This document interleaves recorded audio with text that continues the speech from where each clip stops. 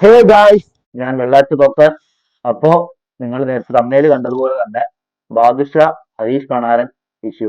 So കുറച്ച് നാൾക്ക് മുമ്പേ ഹരീഷ് കണാരൻ വന്നിട്ട് ഡയറക്ടർ ബാദുഷായിട്ട് കുറച്ച് സാമ്പത്തിക ഇടപാട്, ഏകദേശം ഒരു 25 ലക്ഷം രൂപയോളം പുള്ളിക്കാരന്റെ കയ്യിൽ ഹരീഷ് കണാരന്റെ കയ്യിൽ കടം വാങ്ങിയിട്ട് അത് കൊടുക്കാനുണ്ട്. അത് കൊടുക്കാൻ വേണ്ടി എത്രയോ വർഷങ്ങളായിട്ട് അതിന്റെ പുറകിൽ നടക്കുവാണ്. സോ ആ കാശ് കൊടുക്കുന്നില്ല. അത് ചോദിച്ചതിനെതിരെ പുള്ളി ഒരുപാട് പ്രോജക്റ്റിൽ നിന്നും, അതായത് AR പോലുള്ള ഒരുപാട് സിനിമകൾ നിന്നൊക്കെ ഒഴിവാക്കി എന്നൊക്കെ പറഞ്ഞിട്ട് പുള്ളിക്കാരൻ പറഞ്ഞൊരു വീഡിയോസ് കുറെ നാൾക്ക് മുമ്പ് വൈറലായിരുന്നു. സോ എന്താണെങ്കിലും ഇപ്പൊ നമ്മുടെ ഡയറക്ടർ ബാദുഷ തന്നെ ഒരു പ്രസ് മീറ്റ് വിളിച്ചിട്ട് അതിനെതിരെ ഒരു ക്ലാരിഫിക്കേഷൻ കൊണ്ടുവന്നിട്ടുണ്ട്. അത് എത്ര ശതമാനം ശരിയാണെന്ന് അറിയില്ല. നമുക്ക് എന്തായാലും ഫസ്റ്റ് ഒന്ന് കേട്ട് നോക്കാം. അതിനു മുമ്പ് നമുക്ക് ഫസ്റ്റ് ഹരീഷ് കണാരൻ വന്ന് പറഞ്ഞില്ലേ, സോ നമുക്ക് ആദ്യം അതൊന്ന് കേട്ട് നോക്കാം. അത് കണ്ടിട്ട് പുള്ളി എന്താ പറഞ്ഞിരിക്കുന്നത് നോക്കാം. ഷിംജിതയുടെ ബസ് ഇഷ്യൂ നടന്നില്ലേ, അപ്പോ നമ്മുടെ ഹരീഷ് കണാരൻ ഒരു പോസ്റ്റ് ഇടുകയും ഫേസ്ബുക്കിൽ ഒരു പോസ്റ്റ് ഇടുകയും അതിന് താഴെ വന്നിട്ട് ബാദുഷ ഒരു കമന്റ് ഇട്ടിട്ടുണ്ടായിരുന്നു. സോ കമന്റ് ചെയ്യാൻ ഇങ്ങനെയാണ്, ഞാൻ ജസ്റ്റ് വായിക്കാം. സ്വന്തം നേട്ടത്തിന് വേണ്ടി ഒരാളെ സോഷ്യൽ മീഡിയയിലൂടെ അപമാനിച്ചാൽ എന്ത് സംഭവിക്കും? അതിന്റെ ഒടുവിലത്തെ ഉദാഹരണമാണ് ഇത്. അങ്ങനെ ഇത് ഓർമ്മിപ്പിക്കുന്നു എന്ന് പറഞ്ഞിട്ടാണ് ബാദുഷ വന്നിട്ട് ഹരീഷ് കണാരന്റെ പോസ്റ്റിനിടയിലിട്ട കമന്റ്. ഓക്കെ, സോ എന്തായാലും അതിനുശേഷം ഇപ്പൊ പ്രസ് മീറ്റ്. സോ ഇപ്പോ പ്രസ് മീറ്റ് ആണ് ഓടിക്കൊണ്ടിരിക്കുന്നത്. നമുക്ക് ആ പുള്ളിയുടെ പ്രസ് മീറ്റിലേക്ക് പോകാം. പുള്ളി എന്താ പറയണെന്ന് നോക്കാം, കൊടുക്കാനുണ്ടോ ഇല്ലയോ എന്നുള്ളത് നോക്കാം. എന്നെ പോലെ ധൈര്യം ഉണ്ടെങ്കിൽ പുള്ളി കൊണ്ടുവന്ന് വെക്കാൻ പറയും, പരിശോധിക്കാം. എനിക്ക് എത്ര വന്നു എത്ര കൊടുത്തു എന്നുള്ളത് എനിക്ക് കൃത്യമായിട്ട് പരിശോധിക്കാം. ആദ്യം ഒരു 10 ലക്ഷം രൂപ വന്നു, 2 മാസം കഴിഞ്ഞപ്പോൾ ഒരു 4 ലക്ഷം രൂപ വന്നു. ആ 4 ലക്ഷം രൂപ രണ്ടാമത്തെ ദിവസം ഞാൻ അദ്ദേഹത്തിന് തിരിച്ചു കൊടുക്കുകയും ചെയ്തു. പിന്നെ പല പ്രാവശ്യമായിട്ട് 3 ലക്ഷം രൂപ പുള്ളി എന്നെ നിന്ന് വാങ്ങിച്ചിട്ടുണ്ട്. പുള്ളിയുടെ വൈഫിൻ്റെ അക്കൗണ്ടിലോട്ടും പുള്ളിയുടെ അക്കൗണ്ടിലോട്ടാണ് ഞാൻ പൈസ ഇട്ട് കൊടുത്തത്. ഇദ്ദേഹത്തിനോട് ഞാൻ 20 ലക്ഷം രൂപ ചോദിച്ചെങ്കിലും അദ്ദേഹം എനിക്ക് 10 ലക്ഷം രൂപയെ തന്നുള്ളൂ. എൻ്റെ ബാങ്ക് സ്റ്റേറ്റ്മെൻറ്റാണിത്. അദ്ദേഹത്തിൻ്റെ അക്കൗണ്ടിൽ നിന്ന് എൻ്റെ അക്കൗണ്ടിലോട്ട് വന്ന പൈസയും ഞാൻ അദ്ദേഹത്തിന് തിരിച്ചു കൊടുത്ത പൈസയുടെയും സ്റ്റേറ്റ്മെൻറ്റാണ്. ഇദ്ദേഹം പറയുന്നത് 20 ലക്ഷം രൂപ 25 ലക്ഷം രൂപ ചോദിച്ചു, പക്ഷേ 10 ലക്ഷം രൂപയെ ഹരീഷ് കണാരൻ കൊടുത്തിട്ടുള്ളൂ എന്നുള്ളതാണ് പുള്ളി പറയുന്നത്. പിന്നെ പുള്ളി ബാങ്ക് സ്റ്റേറ്റ്മെന്റ് ആണെന്ന് പറഞ്ഞിട്ട് കുറച്ച് പേപ്പേഴ്സ് കാണിക്കുന്നുണ്ട്. അത് ആക്ച്വലി പ്രോപ്പർ ആയിട്ടുള്ള ഒരു പേപ്പർ അല്ല, അതായത് പ്രോപ്പർ ആയിട്ടുള്ള ഒരു ബാങ്ക് സ്റ്റേറ്റ്മെന്റ് അല്ല അത്. അത് ഈ പറഞ്ഞ പോലെ എക്സലിനകത്ത് നമുക്ക് പ്രിന്റ് ഔട്ട് എടുക്കാൻ പറ്റണ തരത്തിലുള്ള കുറച്ച് പേപ്പേഴ്സ് മാത്രമാണ്. അതൊരു ബാങ്ക് സ്റ്റേറ്റ്മെന്റ് ആയിട്ട് നമുക്ക് കണക്കൂട്ടാൻ പറ്റില്ല. സോ അടുത്ത എന്താണ് പുള്ളി പറയുന്നത്? കഴിഞ്ഞ 1.5 മാസം മുമ്പ് ഹരീഷ് കണാരൻ നടത്തിയ ഒരു പ്രസ്താവന, അത് എനിക്കും എൻ്റെ കുടുംബത്തിനും നേരിട്ട ഒരുപാട് വിഷമങ്ങൾ ഇന്നും തുടരുന്നത് കൊണ്ടുമാണ്. ഇന്നലെ പോലും എൻ്റെ പേജിൻ്റെ ഇടയിൽ വന്ന് ഞാൻ എന്തിട്ടാലും അതിനിടയിൽ വന്ന് ഒരുപാട് അനാവശ്യ കമൻറ്റുകൾ ഇങ്ങനെ വന്നുകൊണ്ടേയിരിക്കുകയാണ്. ഞാൻ പ്രതികരിക്കേണ്ടെന്ന് തീരുമാനിച്ചിരുന്ന ആളാണ്. ഞാൻ എൻ്റെ സിനിമ റിലീസ് കഴിഞ്ഞ് പ്രതികരിക്കാനൊക്കെ ആലോചിച്ചിരുന്നതാണ്. പക്ഷെ ഓരോ ദിവസം വൈകും തോറും ഇതിങ്ങനെ വഷളായിക്കൊണ്ടിരിക്കുകയാണ്. അപ്പം ഇനി എനിക്ക് പിടിച്ചു നിൽക്കാൻ പറ്റുമെന്ന് തോന്നിയില്ല. അതുകൊണ്ട് എൻ്റെ കാര്യങ്ങൾ നിങ്ങളെയൊക്കെ അറിയിക്കാൻ വേണ്ടിയാണ് ഞാൻ ഇന്നിങ്ങനെ ഒരു പത്രസമ്മേളനം വിളിച്ചു വരുത്തിയിരിക്കുന്നത്. സംഭവം മലയാളികളാണല്ലോ. എന്തെങ്കിലും ഒരു ന്യൂസ് കിട്ടിക്കഴിഞ്ഞാൽ പിന്നെ ഹരീഷ് കണാരൻ എന്നൊക്കെ പറഞ്ഞ സാധാരണക്കാരനാണ്, ഒരുപാട് പേര് ഇഷ്ടപ്പെടുന്ന ഒരു കലാകാരനും കൂടിയാണ്. അപ്പൊ പുള്ളിനെയൊക്കെ പറ്റിച്ച് 20-25 ലക്ഷം രൂപ ഒരാൾ വാങ്ങി എന്ന് പറയുമ്പോൾ അതിന്റെ ഒരു ഫ്രസ്ട്രേഷനിൽ ഈ പറഞ്ഞ സ്നേഹമുള്ള ആൾക്കാർ, ഫാൻസ് എന്നുപരി സ്നേഹമുള്ള കുറച്ച് ആൾക്കാരുണ്ടല്ലോ, അപ്പൊ അവരൊക്കെ പോയിട്ട് ഈ പറഞ്ഞ ബാദുഷയുടെ ഓരോ പോസ്റ്റിനടിയിൽ പോയിട്ട് പലതരത്തിൽ പോയിട്ട് ഇത് വിളിക്കുകയും മെസ്സേജ് അയക്കുകയും പിന്നെ പുള്ളിയുടെ മകളുടെ പുള്ളിക്കൊരു മകളുണ്ട്. സോ പുള്ളിയുടെ മകളുടെ പോസ്റ്റിന് അടിയിൽ വരെയും നിന്റെ അപ്പം മേടിച്ച കാശ് കൊണ്ട് തിരിച്ചു കൊടുക്കാൻ പറയാനൊക്കെ പറഞ്ഞിട്ടുള്ള തരത്തിലുള്ള കമന്റുകൾ ഞാൻ കണ്ടിട്ടുണ്ട്. സോ ഒരു ക്ലിപ്പ് കൂടെ വെക്കാം. ശരിക്കും ആ സിനിമയിൽ സംഭവിച്ചത്, ഞാനൊരിക്കലും അയാൾ ആ സിനിമയിൽ നിന്ന് പുറത്താക്കിയിട്ടില്ല. ഹരീഷ് കണാരനെ പോലത്തെ ഒരു ആർട്ടിസ്റ്റ് വാങ്ങിക്കൊണ്ടിരിക്കുന്ന ഒരു ശമ്പളം ആ സിനിമയ്ക്ക് കൊടുക്കാൻ പറ്റാത്തൊരവസ്ഥയായിരുന്നു. കാര്യം ആ സിനിമയ്ക്ക് അത് ടെക്നിക്കൽ സൈഡിൽ ഒരുപാട് പൈസകൾ വേണ്ടി വന്ന ഒരു പടമാണ് ARM സിനിമ. അന്ന് അതിന്റെ ഇതിനകത്ത് എനിക്ക് തോന്നുന്നത്, ഇതിപ്പോ ആക്ച്വലി ഞാൻ ഒരു കാര്യം ചോദിക്കട്ടെ. ഇപ്പൊ ഹരീഷ് കണാരനെ പോലൊരു ആക്ടർ അത്യാവശ്യം മാർക്കറ്റിൽ അത്യാവശ്യം ഒരു വാല്യബിൾ പീസ് ആണല്ലോ ആള്. അത്യാവശ്യം മാർക്കറ്റിൽ മമ്മൂട്ടിയുടെ കൂടെ ഒരുപാട് പടത്തിലുണ്ടായിരുന്നു. പിന്നെ അത്യാവശ്യം മാർക്കറ്റിൽ ഡിമാൻഡ് ഉള്ള ഒരു വ്യക്തി തന്നെയാണ്, അത്യാവശ്യം കോമഡി താരമാണ്. അപ്പൊ പുള്ളിക്ക് 50 ദിവസമൊക്കെ ഷെഡ്യൂൾ കൊടുത്തില്ല. 50 ദിവസത്തേക്കൊക്കെ ഒരു ഇത് കിട്ടിയാല്, അല്ലെങ്കിൽ 50 ദിവസത്തേക്ക് പുള്ളി അഭിനയിക്കാൻ പോയാല് പുള്ളിക്ക് 5 ലക്ഷം രൂപയെ കിട്ടുള്ളൂ. അതിപ്പോ ഈ പറഞ്ഞ സാധാരണ ഉദ്ഘാടനത്തിന് പോകുന്നവര് വരെയും, ഇല്ലെങ്കിൽ പുള്ളിക്ക് രണ്ട് ഉദ്ഘാടനത്തിന് പോയി കിട്ടൂലേ 5 ലക്ഷം രൂപ.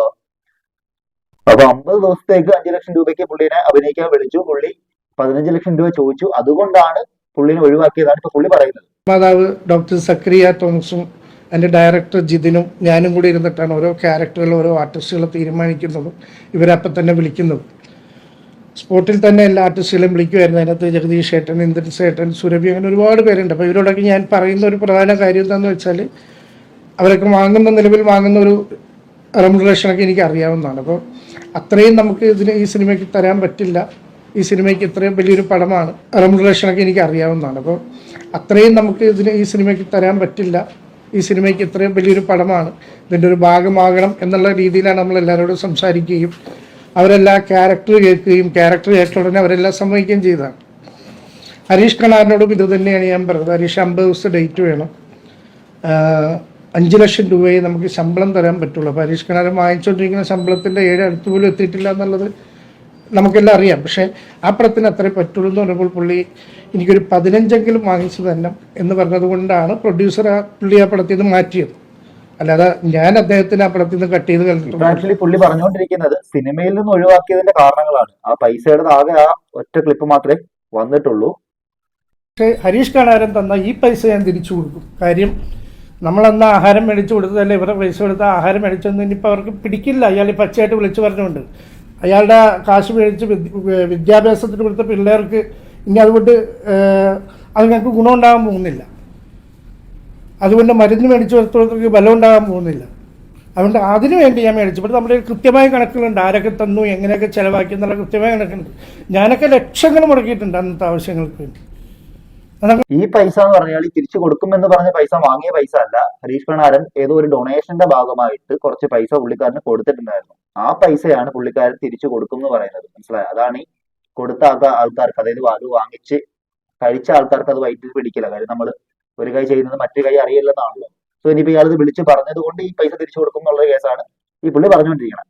ഇവർ രണ്ടുപേരും അത്യാവശ്യം നല്ല സുഹൃത്തുക്കളായിരുന്നു. സിനിമാ മേഖലയിലാണെന്നുണ്ടെങ്കിൽ പോലും ഇവർ അത്യാവശ്യം നല്ല, അതായത് എനിക്ക് തോന്നുന്നു ഹരീഷ് കണാരന്റെ കാര്യങ്ങളൊക്കെ നോക്കിക്കൊണ്ടിരുന്നത് തന്നെ ഈ പുള്ളിയായിരുന്നു. സിനിമയ്ക്കകത്തുള്ള കാര്യങ്ങളൊക്കെ ഷെഡ്യൂൾ ചെയ്തൊക്കെ കൊണ്ടുപോയിക്കൊണ്ടിരുന്നതൊക്കെ ഈ പുള്ളിയായിരുന്നു.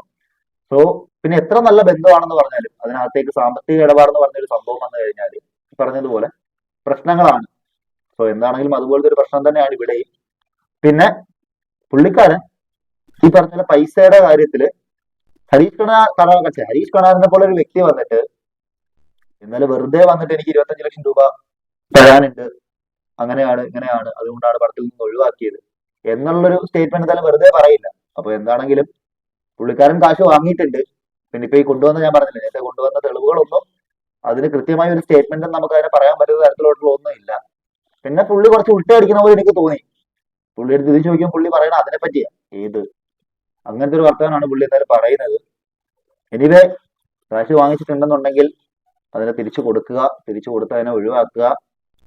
ഹരീഷ് കണാരൻ വന്നിട്ട് ഇപ്പോ വേറൊരു പുള്ളിയുടെ ഒരു പടം ഇറങ്ങിയല്ലോ, ആ പടത്തിന്റെ ഇടയ്ക്ക് വന്നിട്ട് അതിന്റെ റിവ്യൂ ചോദിക്കാൻ നിൽക്കണ ഏതോ പിള്ളേർ ഇതിനെപ്പറ്റി ചോദിച്ചപ്പോഴും പുള്ളി പറയുന്നുണ്ട് അത് സെറ്റിൽമെന്റ് ആവാറായി, കിട്ടുമെന്ന് തന്നെയാണ് പറയുന്നത് എന്നൊക്കെ.